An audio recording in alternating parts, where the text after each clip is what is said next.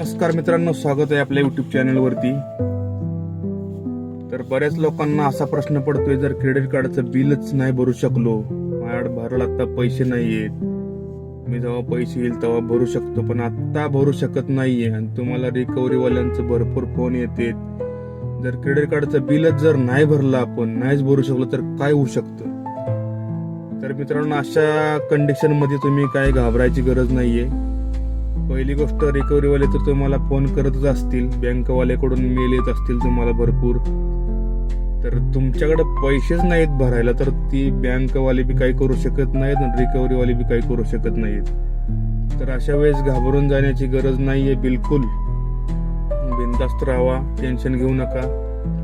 तर ते जास्तीत जास्त काय करू शकते, तुम्ही जर ते बिलच नाही भरलं तर तुमचा फक्त सिव्हिल स्कोअर डाऊन होऊ शकतो.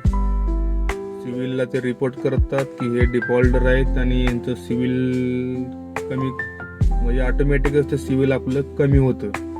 जेणेकरून दुसऱ्या बँकेत जर तुम्ही गेले, तुम्हाला क्रेडिट कार्ड हवं असेल, लोन हवं असेल, पर्सनल लोन हवं असेल, तर ह्या गोष्टी भविष्यात तुम्हाला भेटत नाहीयेत. तुमचा सिव्हिल डाऊन असतो, त्याच्यामुळे ह्या गोष्टी होत नाहीत. जर बाकी तुम्ही क्रेडिट कार्डच्या बिलावरून जर टेन्शन घेत असाल तर काही सुद्धा बिलावरून टेन्शन घ्यायची गरज नाहीये. तुम्ही बिनधास्त राहावा, काहीच करू शकत नाहीत रिकव्हरीवाले. ते आले तर त्यांना समजून सांगा, मी अशा प्रॉब्लेम मध्ये आहे, माझा मेडिकल इश्यू आहे, त्यामुळे मी सध्या बिल भरू शकत नाही आणि मी माझ्याकडे जेव्हा पैसे येतील त्यावेळेस मी बिल भरू शकतो, एवढं त्यांना. अशा जर ते नाही ऐकत तर तुम्ही डायरेक्ट पोलीस कंप्लेंट करा त्या रिकव्हरीवाल्याची नाव वगैरे घेऊन.